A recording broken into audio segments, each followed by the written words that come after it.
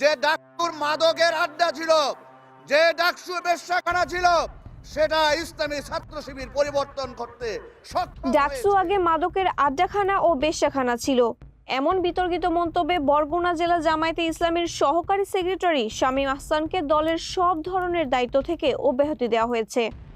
সোমবার জেলা জামায়াতের আমির মাওলানা মহিবুল্লাহ হারুনের সই করা এক বিজ্ঞপ্তিতে এ তথ্য জানানো হয়।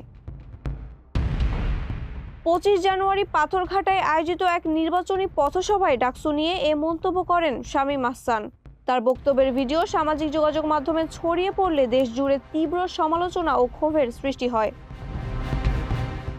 এতে রাস্তায় আছি বেশ্যা, বুঝে নেব হিস্সা স্লোগানে প্রতিবাদ জানায় ঢাবি শিক্ষার্থীরা। যদিও পরবর্তীতে তার মন্তব্যের জন্য দুঃখ প্রকাশ করেন, তবুও শেষ রক্ষা হয়নি। ছাত্রছাত্রী ভাই বোনেরা কষ্ট পেয়ে থাকেন, এর জন্য আমি আন্তরিকভাবে দুঃখিত এবং লজ্জিত।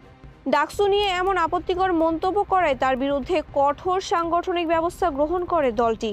জামায়াত ইসলামীর পক্ষ থেকে জানানো হয়, তার এই বক্তব্য দলীয় নীতি ও আদর্শের পরিপন্থী। এতে সংগঠনের ভাবমূর্তি ক্ষুণ্ণ হয়েছে, তাই দলীয় শৃঙ্খলা বজায় রাখতে এ সিদ্ধান্ত নেওয়া হয়েছে।